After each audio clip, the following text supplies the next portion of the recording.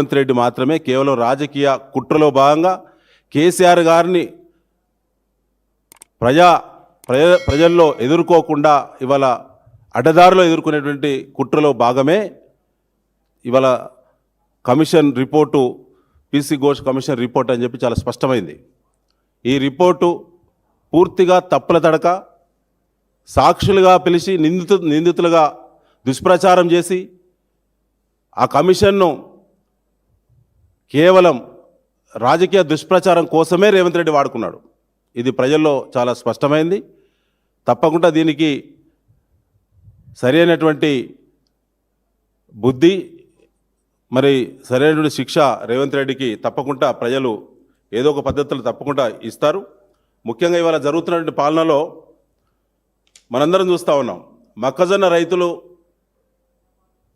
రాష్ట్ర వ్యాప్తంగా రోడ్ల మీద 45 డిగ్రీల ఎండలో ఎండుతున్నారు, మండుతున్నారు. ఇవాళ దాదాపుగా 11,70,000 పైచిలుకి ఎకరాల్లో మొక్కజొన్న పంట వస్తే మార్కెట్ ద్వారా కొనుగోలు చేస్తామని చెప్పి ప్రకటన చేసి వాళ్ళ మంత్రులు, అధికార పార్టీ ఎమ్మెల్యేలు ఫోటోలకు పోజులు ఇచ్చి కొనుగోలు కేంద్రాలు మండలానికి ఒకటి ప్రారంభించారు తప్ప కొనుగోలు సక్రమంగా జరగటం లేదు. ఎక్కడ కూడా రైతులు కష్టపడి పండించినటువంటి మొక్కజొన్నను దాదాపుగా 40 లక్షల మెట్రిక్ టన్నుల దిగుబడి వస్తుందని చెప్పి అంచనా ఉంది. ఎకరాకు 35 నుంచి 40 క్వింటాలు ఆ పైనే వస్తూ ఉంది కొన్ని ప్రాంతాల్లో, కొన్ని జిల్లాల్లో. ఇవాళ దాని కొనుగోలు విషయంలో కాంటాలు ప్రారంభించినటువంటి రేవంత్ రెడ్డి ప్రభుత్వము, కాంగ్రెస్ ప్రభుత్వము మొక్కజొన్న రైతులను ఎంత మోసం చేస్తున్నదంటే ఇప్పటి వరకు కొనుగోలు మీద జీవో విడుదల చేయలేదు. ప్రొక్యూర్మెంట్ సంబంధించిన జీవో విడుదల చేయలేదు. ఆర్థికపరమైనటువంటి నిర్ణయం జరగలేదు. చెల్లింపులు ఎక్కడి నుంచి చేస్తామో ఇప్పటి వరకు కూడా ఎలాంటి మెమో కూడా ఇష్యూ కాలేదు. కానీ లక్షలాది మంది మొక్కజొన్న రైతులు మాత్రం నిండా ముంచే ప్రయత్నం చేస్తూ ఉన్నారు. అంటే కేవలం కొనుగోలు కేంద్రాలు ప్రారంభించడం ద్వారా ప్రైవేటు వ్యాపారస్తులు ఒకవేళ కనుక ధరను పెంచితే రైతులు ప్రైవేటు వ్యాపారస్తులకు అమ్ముకుంటారు, మేము అల్లకెళ్ళి బయటపడాలనేటువంటి ఒక చిల్లర రాజకీయం తప్ప రేవంత్ రెడ్డిది రైతుల పక్షాన ఆయనకు మనసు లేదు. ఇవాళ 39 లక్షల మెట్రిక్ టన్నులు వస్తాయని చెప్పి ప్రభుత్వం అంచనా వేసింది. కానీ 8 లక్షల మెట్రిక్ టన్నులు మాత్రమే మార్కెట్ ద్వారా మొక్కజొన్న కొనుగోలు చేయాలని చెప్పి ఆదేశాలు ఇచ్చింది. ఇప్పటి వరకు 23 రోజులు అవుతుంది మొక్కజొన్న కొనుగోలు కేంద్రాలు తెలంగాణ రాష్ట్ర వ్యాప్తంగా ప్రారంభమయ్యి. కానీ ఇప్పటికీ 1,70,000 మెట్రిక్ టన్నులు మాత్రమే కొనుగోలు చేసినట్టు అధికారులు తెలియపరుస్తూ ఉన్నారు. ఇంకెప్పుడు కొనుగోలు అయ్యేది? కొనుగోలు కేంద్రాలు సరిపడా పెట్టలేదు.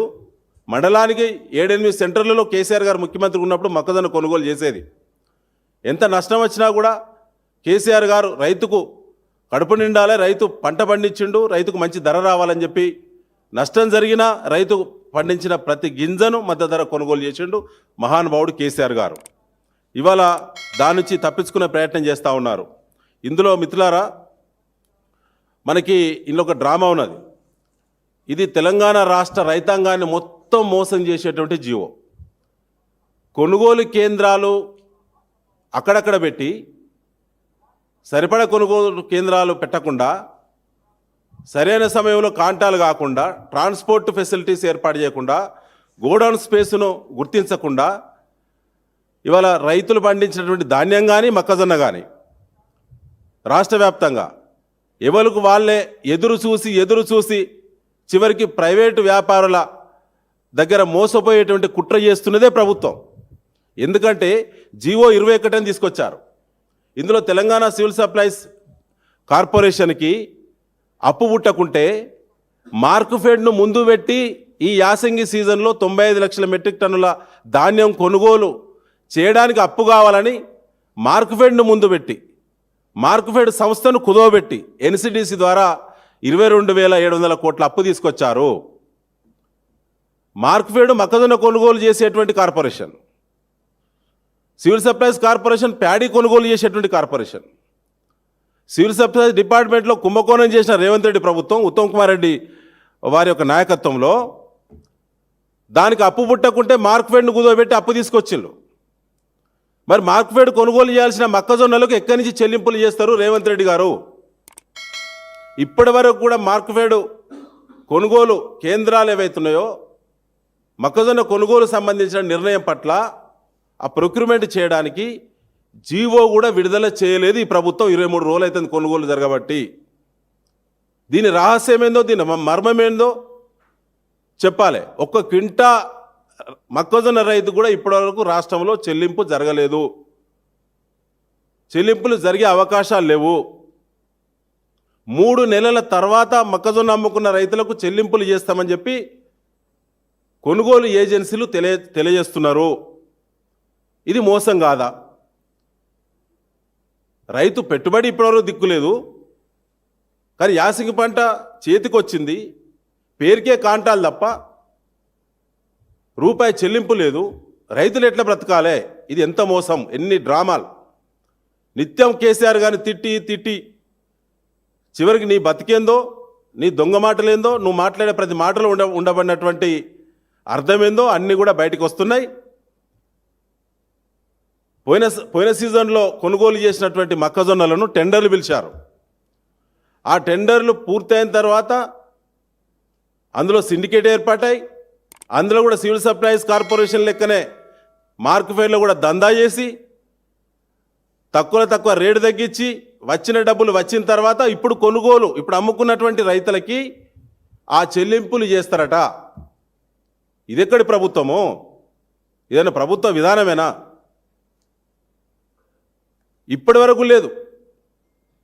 కేబినెట్ వస్తుంది, 23 తారీఖు కేబినెట్లో పెడుతున్నామని చెప్పి మాట్లాడుతూ ఉన్నారు. తర్వాత మిత్రులారా, నిన్న ఒక హైకోర్టు తీర్పు వచ్చింది, ఒక సంచలనమైన తీర్పు. Tesco Telangana handloom cooperative society వాళ్ళు గతంలో తెలంగాణ రాష్ట్రంలో ఉండబడినటువంటి ప్రభుత్వ రెసిడెన్షియల్ స్కూళ్ళకి, కేజీబీవీకి కానీ ఇతర స్కూల్స్ కానీ హాస్టల్స్ కానీ క్లాత్ సప్లై చేసేవాళ్ళు. అది సొసైటీ కాబట్టి కేసీఆర్ గారు ఉన్నప్పుడు జియో నెంబర్ 1 తీసుకొచ్చారు. 50,000 పైచిలుకు సభ్యులు ఉన్నటువంటి వీవర్స్ కోఆపరేటివ్ సొసైటీలో 50,000 మంది సభ్యులు ఉన్నారు ఈ రాష్ట్రంలో. జియో నెంబర్ 1 తీసుకొచ్చారు. దానివల్ల ఏంటంటే వారికి గ్యారంటీగా ఉపాధి దొరికేటువంటి భద్రత కల్పించారు.